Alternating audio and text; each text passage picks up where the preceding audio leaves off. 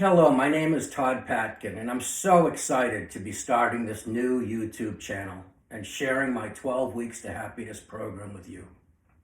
You know, I feel like I've been studying happiness my whole life. I've had some of the highest highs, but boy, have I had some brutal, brutal lows. And it was only after I found my recipe for happiness that I was able to really live a wonderful life. Now, I'm sure at this point you're asking yourself, who is Todd Patkin? I've never heard of him. If you're interested in learning about me, my past, my overall philosophy on happiness, please go to my TED Talk.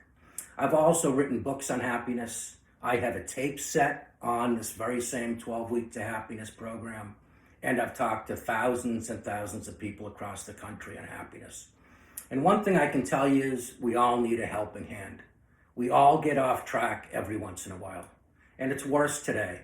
You know, they say during these COVID times, they're the most frightening, overwhelming, and uncertain times we'll have our entire lives. Great news though, if you stick with me for all 12 weeks and do your best, you don't have to be perfect. You just really try your best, you will change your life, 100%. I've seen it many, many times before. You'll live a happier life and a much less stressed out life. Now, before I get into week one, I just want to go over a few quick points. First, all of my videos will be under 10 minutes, and some of them will be as short as 5 minutes. I really value your time. Also, each week, a new video will be coming out Tuesday at 4 o'clock. Next, I want to make clear that this isn't about money. You don't have to pay anything. This is a 100% free program. This isn't about Todd making money. It's about Todd helping people. Now let's get into week one. What do you think is the single thing that you can do right now to help yourself in terms of happiness more than anything else? I'll tell you, it's your self-talk.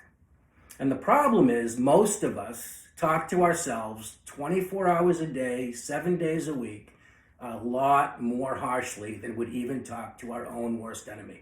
We say things to ourselves like, I can't believe how stupid I am. I screw everything up. I can't believe how ugly I am. I can't believe how fat I am. I must be the world's worst friend. How could I have said that to my best friend? I've got to be the worst mother in the whole world. I've got to be the worst father in the whole world. And this stuff's important because it affects you mentally, emotionally. Studies show it even affects you biologically. At the cell level, your cells react differently when you're building yourself up than when you're tearing yourself down. So the next logical question is, why would we do this? Why would almost everybody in America spend probably 9 times the amount of times beating themselves up than building themselves up? And I believe it goes back to the American success story. I'm sure you all know about the American success story, and it's a wonderful thing.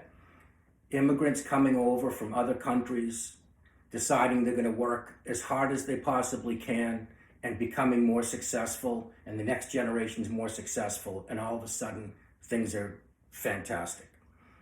The problem is there's a negative side to the American success story, and I'll use my own family as an example. My grandfather, Ruby, came over from Lithuania with nothing, but he had huge ambition. He wanted to be somebody, and he worked long hours. And what he would do is look at everything that he did wrong in a day and improve on it the next day. And the next day, he'd try to find everything else he did wrong. He'd never look at what he did right, because if he looked at what he did right, he'd take a break and party. If you ask Ruby, why are you willing to work so hard? Why are you only looking at what you did wrong? Why are you just beating yourself into the ground to do better? He'd say, because I want my kids to be happier, and I want their kids to be happier. The problem is we're not happier. Let me ask you a question. If you just look at what you do wrong and improve, it's called constant and never-ending improvement, will you be more successful? And the answer to that is, of course, if you're constantly improving on your failures, you're going to do better. But will you be happy if you're just looking at the things that go wrong? And the answer there is, of course, you'll be unhappy. I feel like it's an analogy that when we were younger, little kids, we rode right over when we made a mistake. Fall off the bike, get up, go right ahead. As we got older, I feel like contact lenses, again, this is just an analogy, were put over our eyes. But these are special contact lenses. They only allow us to look at the things we do wrong. They don't allow us to look at the things we do right. And so we go about our days, and when in a typical day we do 100 things right. You do.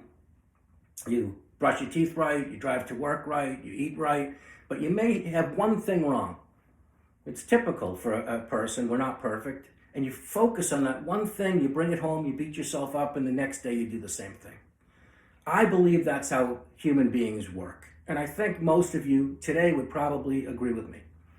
Now, assuming some of you are saying to yourself, that's not me, that's not how I do things, then I want to work another exercise. So I'd like to ask you to close your eyes, and I'd like you to picture your best friend's house and your best friend's family room, and your best friend is in the family room, and your best friend is really upset.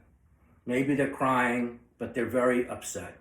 And I want you to envision yourself driving to that house and coming in the house, and again, you're their best friend. What are you going to do?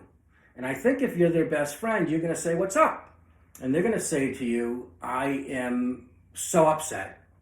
Last night, I had a big problem with my brother, and I don't know if he's ever going to talk to me again. And you say, well, tell me about it. And you say, it's such a shame. I was having the best night at my parents' house. They invited all the relatives over. I had some great conversations with my cousins. But at dinner, I said something. And the minute it left my lips, I could see my brother's head go down. It really, really hurt his feelings. When I went to leave that night, he wouldn't even say goodbye to me. I think if you're her friend, or his friend, you would say, listen, you had a great night with everybody else. It's your brother, so of course your brother is going to make up with you at some point. Try not to let it bother you that much. Maybe you want to call your brother right now, but if not, let's go out. Let's take your mind off it. Let's grab a beer. Now, close your eyes again and picture your own house, your family room, and you're in the family room and you're upset because you're the one who went to your parents' house last night, had a great night, but said something about your brother, and your brother's not speaking to you now. Are you as nice to you as you were to your friend? Are you saying, don't let it bother you? It's not that big a deal. Of course you're going to get along later. Let's go out for a beer. No, if you're typical, you're telling yourself, I can't believe I did that. I'm such a bad person. My brother will probably never speak to me again. And I did that 3 years ago, remember? And even 6 years ago, I did it with somebody else. And you beat yourself to the ground.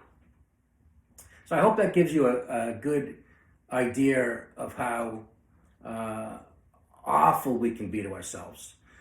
Here's your assignment for week 1. I just want you to look at the times that you treat yourself bad. I'm not looking for you to try to change the self-talk, but when you're beating yourself down, just notice it.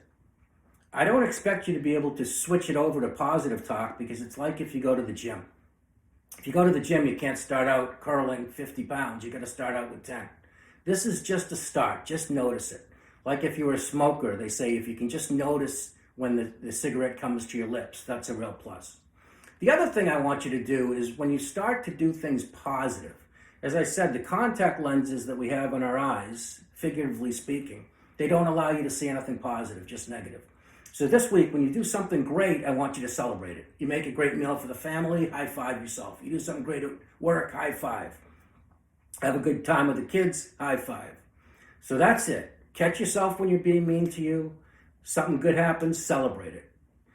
Also, want to encourage you, if you enjoyed this video, to hit the like button, the share button, the subscribe button, and if you want to know when the next video is coming out, hit the alert button. Thanks so much for joining me. I'll see you next Tuesday at 4 o'clock.